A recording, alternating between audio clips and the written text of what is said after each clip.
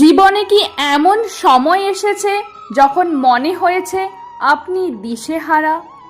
আপনার সব প্রশ্নের উত্তর এবং সমস্যার সমাধান লুকিয়ে আছে এক জায়গায়, শ্রীমদ্ ভগবদ গীতা।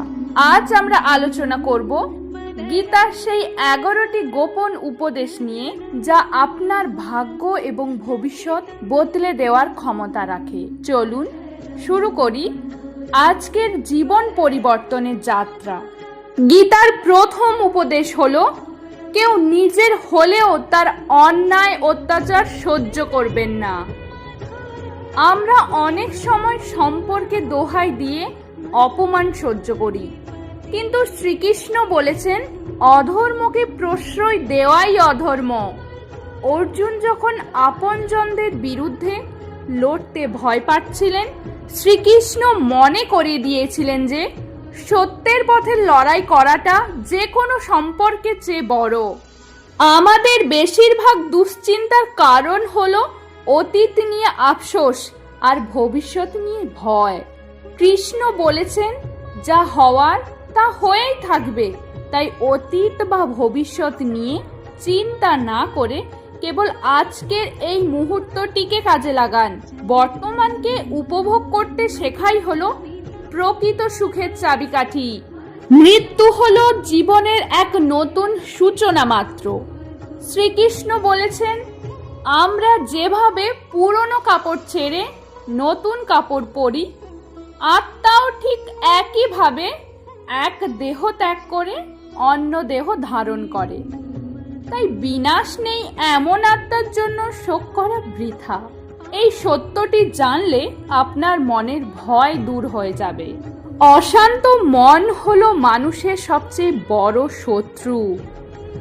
মন যদি আপনার নিয়ন্ত্রণে না থাকে, তবে সে আপনাকে ধ্বংসের পথে নিয়ে যাবে। কৃষ্ণ বলেছেন, অভ্যাস ও ত্যাগের মাধ্যমে মনকে বশ করা সম্ভব। যার মন শান্ত, তার জীবনও শান্ত। লোভ, ক্রোধ, কামনা, এই তিনটি হলো নরকের দ্বার। অতিরিক্ত লোভ, রাগ, লালসা মানুষকে ভেতর থেকে শেষ করে দেয়। এগুলো ত্যাগ করলেই আপনি জীবনের আসল উদ্দেশ্য খুঁজে পাবেন এবং অন্তরে শান্তি অনুভব করবেন। কৃষ্ণ গীতায় বলেছেন যে নামেই ডাকুক না কেন, সব উপাসনা শেষ পর্যন্ত তার কাছেই পৌঁছায়। ঈশ্বর এক, কেবল নাম ও রূপ আলাদা। তাই ধর্ম বা নাম নিয়ে বিবাদ করা মূর্খতা ছাড়া আর কিছুই না। মানুষ যত বেশি সুখের পেছনে দৌড়ায়, সে তত বেশি দুঃখ পায়। ইন্দ্রিয়ের সুখে আসক্ত হওয়া মানেই নিজেকে মায়ার জালে জড়িয়ে ফেলা। প্রকৃত আনন্দ কোনো বস্তুতে নেই, তা আপনার মনের ভেতরেই আছে।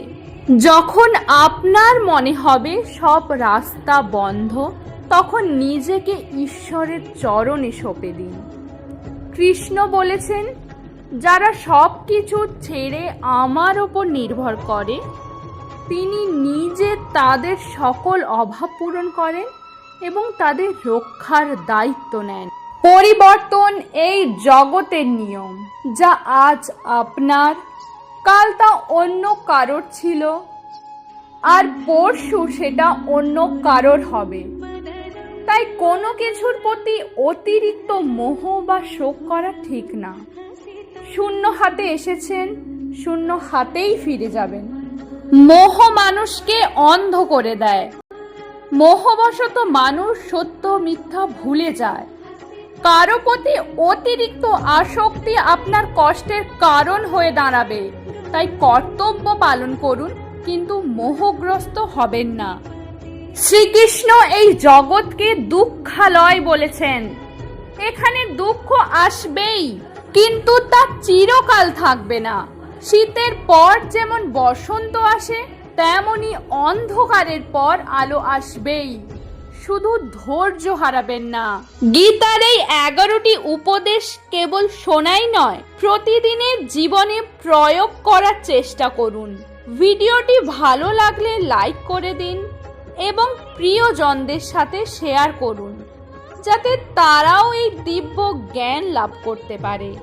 কমেন্টে অবশ্যই লিখুন জয় শ্রীকৃষ্ণ।